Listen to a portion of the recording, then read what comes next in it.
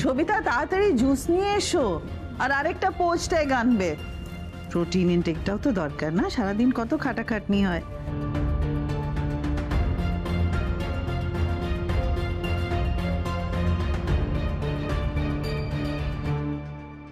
সবকিছু একেবারে থমথমে হয়ে আছে। আমি চাকরি কেন ছাড়তে পারবো না সেটা সোমরাজবাবুকে বোঝাতে হবে, কিন্তু তার আগে সিচুয়েশনটা একটু হালকা করার চেষ্টা করি। জয়দা, শাহরুখ খানের একটা নতুন সিনেমা বেরিয়েছে না, সবাই দেখতে যাচ্ছে, চলো না সবাই মিলে দেখতে যাই। সাজমা আপনিও চলুন, বেশ ফিল্মি বুদ্ধি পাওয়া যাবে। তার আগে আগে অফিসে গিয়ে তুমি আজকে রিজিগনেশন লেটারটা জমা দাও।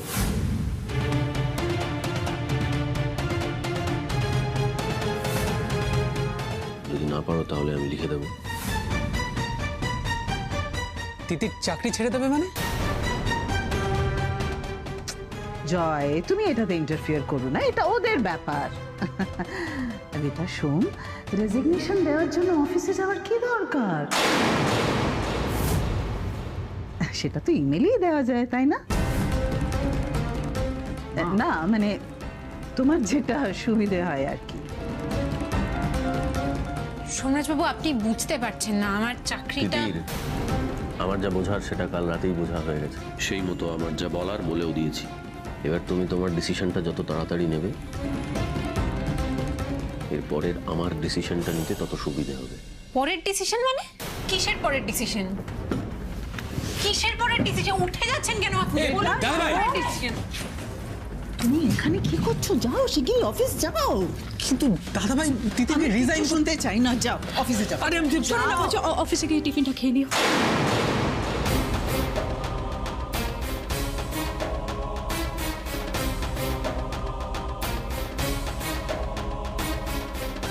এই যে শুধু জল টিফিন এগিয়ে দিলে হবে?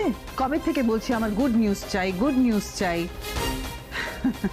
তোমার ছোট বোন যদি আগে গুড নিউজ দিয়ে দেয় তাহলে তো বাস হয়ে গেল। এমনিতেই বড় বোন হয়েও এ বাড়িতে তুমি ছোট বউ আছো, তারপরে যদি এখনো পিছিয়েই থাকো তাহলে জীবনে আর কোনোদিন এগোতে পারবে না। কিন্তু মা, আপনার ছেলে তো। আমি কিচ্ছু শুনতে চাই না, আমি গুড নিউজ শুনতে চাই। তুমি যে করে হোক জয়কে বোঝাও, বাস। আমি আর কিচ্ছু জানতে চাই না। আমাকে আবার যেন এটা বলতে না হয়, কেমন?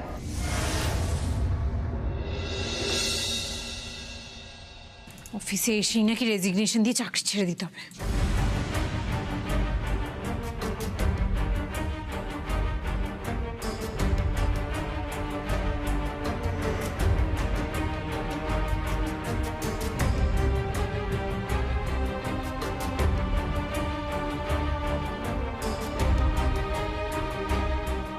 Good morning ma'am.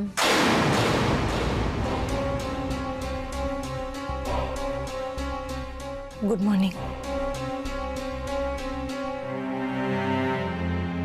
তিতির, কালকে আমি চলে আসার পর সোম কি বলল?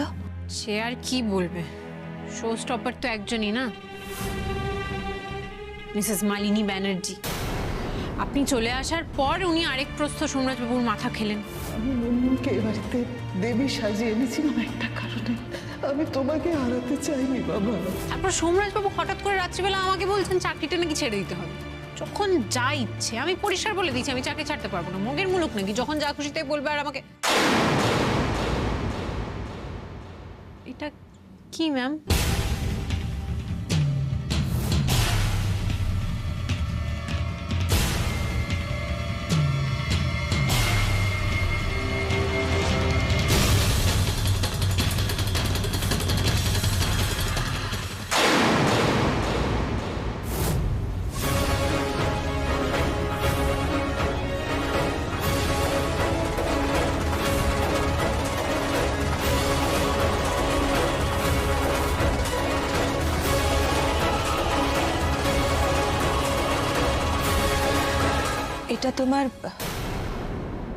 এটা তোমার টার্মিনেশন লেটার।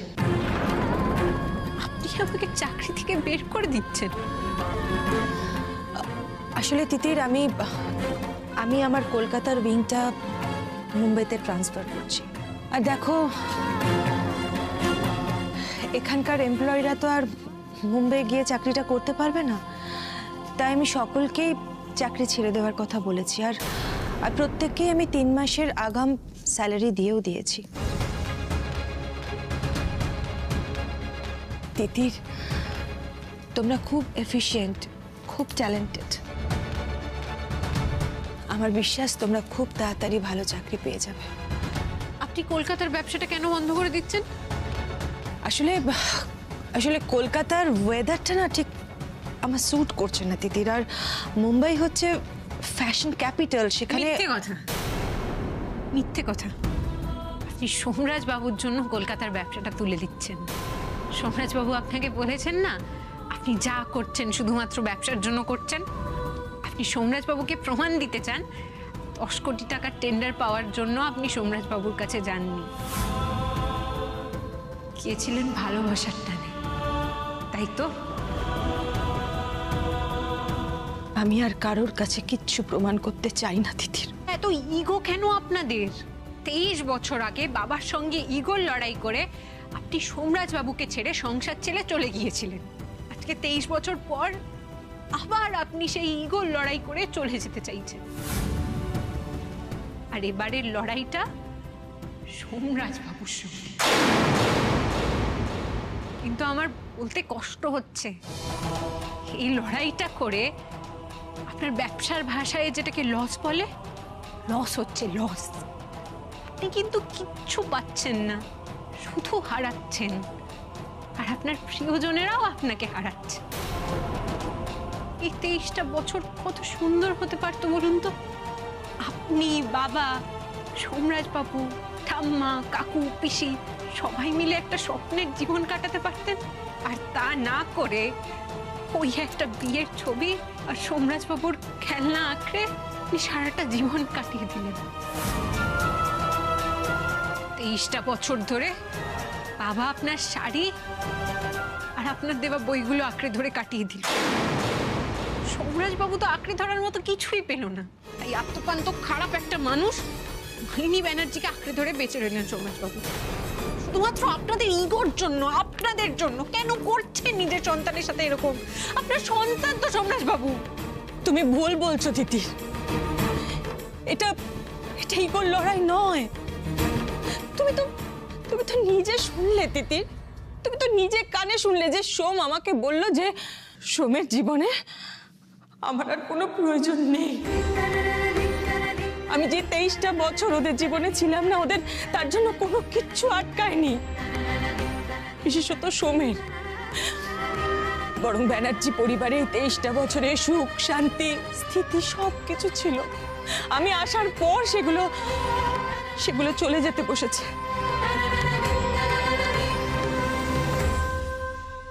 তিতির, আমার ছেলে আমাকে এসে বলছে যে আমি নাকি 10 কোটি টাকা টেন্ডারের জন্য। ম্যাম, ওগুলো অভিমানের কথা, অভিমানের কথা। আমরা যখন কষ্টে থাকি তখন আমরা নিজেদের কাছের মানুষকে এরকম অনেক কথা বলি যেগুলো অ্যাকচুয়ালি আমরা মিন করি না। আর সোমরাজ বাবু তো সত্যিই জানেন না আপনি কেন চলে গেছিলেন 23 বছর আগে।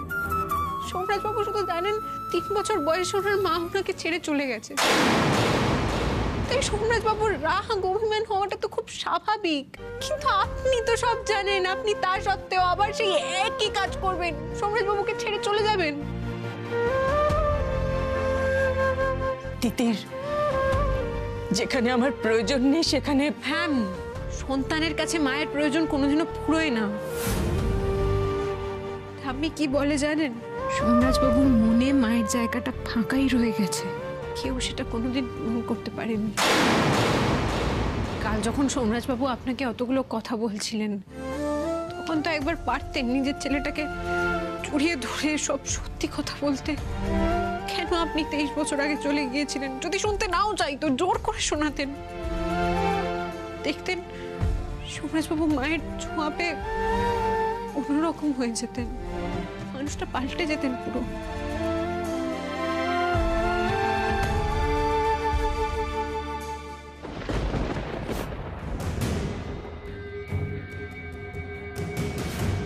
আমি আপনার মতো সবকিছু নিয়ে ব্যবসা করি না। আমি আমার ফ্যামিলিকে ভালো রাখার জন্য ব্যবসা করি, ফ্যামিলিকে জলাঞ্জলি দিয়ে ব্যবসা করি না। এবার দয়া করে আমাদেরকে রেহাই দিন, দয়া করে আমাদের সঙ্গে আর কোনো রকম ইমোশনাল গেম খেলবেন না। এই শহর আমাকে থাকতে দেবে না তিতির। এই শহর সব সময় আমার কাছ থেকে সব কিছু কেড়ে নিয়েছে।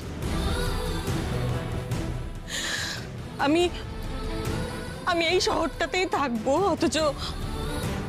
অথচ আমি আমার ছেলের সাথে দেখা করব না, ওকে দেখবো না। আর সব সময় শুধু আমার মনের মধ্যে হবে যে সোম আমাকে ঘেন্না করে। না তিতির, আমি এরকম করে এখানে থাকতে পারবো না, কিছুতেই পারবো না। আমি অনেক কষ্টে আমি নিজের মনকে বুঝিয়েছি তিতির যে আমি আর কোনোভাবেই তোমাদের সাথে কোনোদিন দেখা করব না, কোনোদিনও না।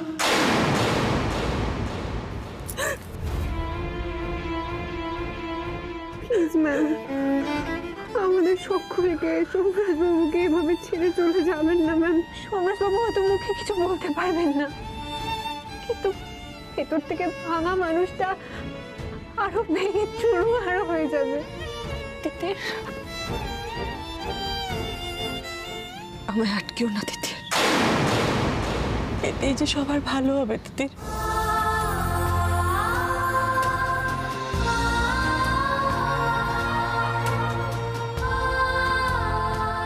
আরে আর বলিস না, আজকেও মা জোর করে অফিস পাঠিয়ে দিল। হ্যাঁ আমি জানি, বিরাটিতে শো 7টার সময় তো। হ্যাঁ আমি পৌঁছে যাব।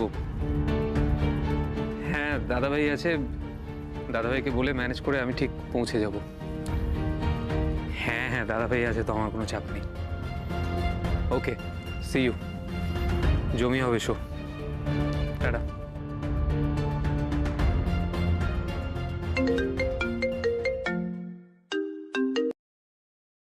হ্যাঁ মা বলো। জয়, তুমি অফিসের কাজগুলো ঠিক মতন সামলাচ্ছ তো বেটা? না মানে হ্যাঁ মন দিয়ে কাজ, আজকে অফিসে তেমন কোনো কাজ। বেটা তুমি তোমার দাদাভাইকে ভালোবাসো তো? হঠাৎ এই প্রশ্ন করছো কেন মা? এটা আমি জানতে চাইছি কারণ বুঝতেই তো পারছো সোমের ওপর দিয়ে কদিন ধরে যা ঝড় বয়ে যাচ্ছে। আসল মা নকল মা এসে সোমের গোটা পৃথিবী একেবারে তছনছ করে দিয়ে চলে গেল। আর তুমি তো জানো বেটা, তোমার দাদাভাই বড্ড বেশি চাপা। ও নিজের মনের কষ্ট মুখ ফুটে কাউকে বলতেও পারে না, কাউকে বলবে না।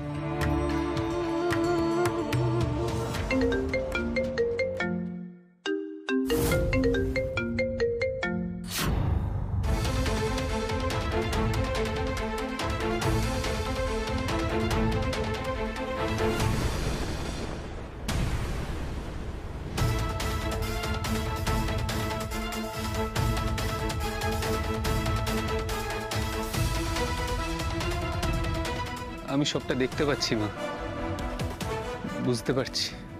এই তো আমার জয় কত বুঝদার হয়ে গেছে। এই জন্য তো তোমাকে বলছিলাম বেটা, এবার তুমি অফিসের রেসপন্সিবিলিটি গুলো সব একটু ভালো করে সামলাও, কেমন? সুদীপ তো আছে তোমাকে হেল্প করার জন্য, তাই না? দেখো, ব্যবসার কাগজপত্রগুলো সোমকে দিয়ে সাইন করানোর জন্য ওর কাছে বারবার নিয়ে গিয়ে ওকে ডিস্টার্ব করো না বেটা। আমি বলি কি, তুমি সাইনিং অথরিটিটা নিজের হাতে নিয়ে নাও, কেমন? তুমি তো বলো তোমার দাদাভাই তোমার সব। তুমি যদি এই ক্রাইসিসের সময় তোমার দাদাভাইয়ের পাশে না দাঁড়াও তাহলে কে দাঁড়াবে বলো? আই সরি মা, আমি এইভাবে ভেবেই দেখিনি। ভাগ্যিস তুমি আমার চোখটা খুলে দিলে।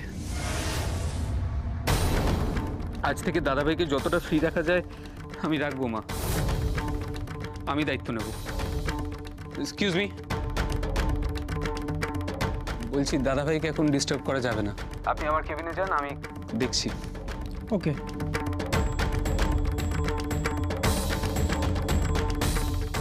মা আমি রাখছি এখন, কাজ আছে।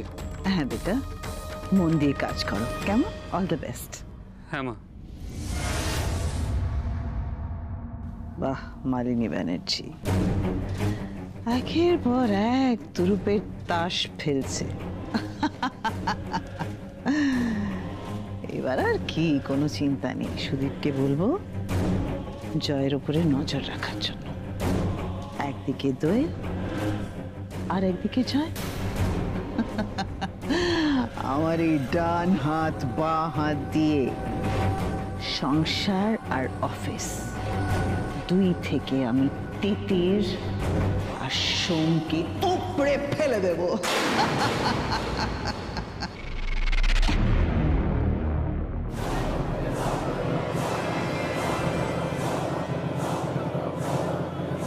কি ব্যাপার তুমি এখানে?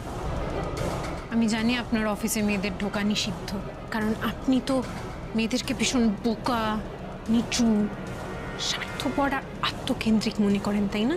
আপনি ভাবেন মেয়েরা একটাই কাজ পারে, অন্যকে ম্যানিপুলেট করে নিজের কাজ বের করে নেওয়া।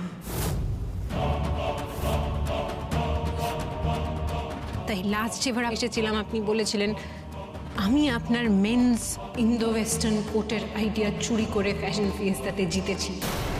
নিজের কেরিয়ার করার জন্য আপনি আমাকে ঠকালেন। আপনি আমার ইন্দো ওয়েস্টার্ন কোটের আইডিয়াটা চুরি করেছেন, চুরি করে লোকের এখন হাততালি করেছেন। আপনি চোখ দিতেন, আপনি চোখ। আর কালকে নিজের জন্মদাত্রী মাকে কি বলেন আপনি? আপনি হয়তো জানতেন না যে এই টেন্ডারটা পাওয়ার জন্য আমার কোম্পানিও কম্পিট করছে, সেই জন্য একটা সুন্দর মা ছেলের গেম খেলে এটা হাতিয়ে নেওয়ার চেষ্টা করলেন।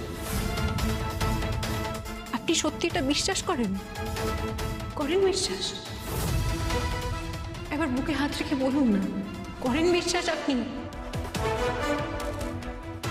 বলতেটা কি চাও তুমি? বলতে কিচ্ছু চাইছি না, বলা কওয়া সব শেষ হয়ে গেছে সোমরাজ। আমি এখানে এসেছি আপনাকে এটা দিতে।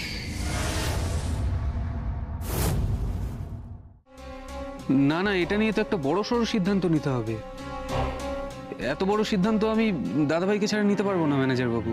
সেই জন্যই সোমরাজ স্যারের সঙ্গে। না না, আজকে দাদাভাইকে ডিস্টার্ব করা যাবে না। দাদাভাইয়ের মুডটা আজকে ভালো নেই। আমি এটা নিয়ে আপনার সঙ্গে কালকে কথা বলছি, আজ থাক। Okay sir.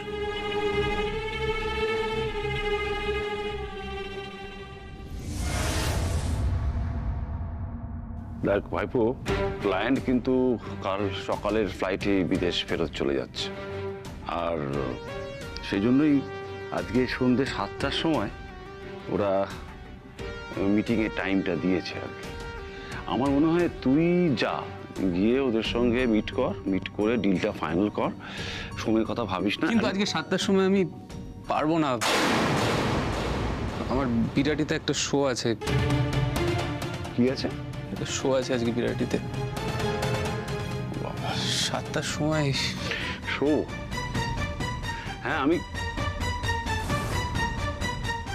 দেখ জয়, আমি জানি শোটা তোর কাছে খুব ইম্পর্টেন্ট, কিন্তু এখন সিচুয়েশন, এরকম একটা ক্রাইসিস সিচুয়েশনে তুই যদি সমস্ত দায়িত্ব তোর দাদা ভাইয়ের ঘাড়ের ওপর, না তুই যেটা ভালো বুঝবি সেটা কর, তুই যেটা ঠিক সেটাই কর। তবে একটা কথা মাথায় রাখিস, দাদা ভাইয়ের উপর দিয়ে যা যাচ্ছে সেটা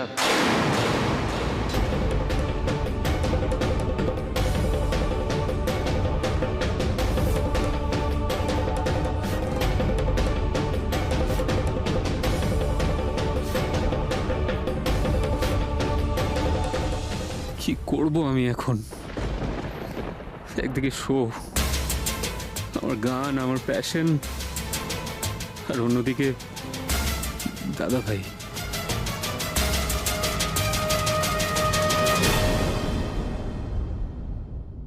হ্যাঁ স্যান্ডি, আমি বলছি আজকে শোটা ক্যান্সেল করতে হবে, আমি আসতে পারবো না। হ্যাঁ, অ্যাডভান্সের টাকাটা ফেরত দিয়ে দিস, পরে কথা বলছি। বৌদির ইমোশনাল ব্ল্যাকমেল কাজ করেছে। কাকাই, ওদের কনফার্ম করে দাও, আমি 7টায় মিটিংয়ে যাব। কি এটা? বলেছিলেন না আপনার জন্য যদি কেয়ার করি, তাহলে কাল সকালে মিতা ব্যানার্জির অফিসে গিয়ে রেজিগনেশনটা দিয়ে আসবে। আমাকে আর কষ্ট করে রেজিগনেশন লেটার লিখতে হয়নি। আজ সকালে মিতা ম্যাম নিজে আমার হাতে টার্মিনেশন লেটার ধরিয়ে দিয়েছে। সাদা বাংলায় যাকে বলে চাকরি থেকে বরখাস্তর চিঠি।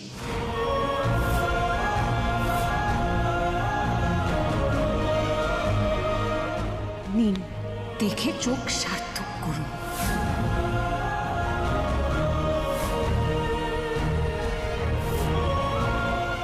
আজকে আপনার মনের দুটো ইচ্ছে পূরণ হলো সমাজবাবু। এক, আপনি চান না মিতা ম্যামের সঙ্গে আমার আর কোনো রকম যোগাযোগ থাকুক, রইল না। আর দুই, আপনি চান না এরা বাইরে গিয়ে রোজগার করুক, কাজ করুক, নিজের স্বপ্ন পূরণ করুক। আমার স্বপ্নগুলো আজকে ভেঙে চুরমার হয়ে গেল।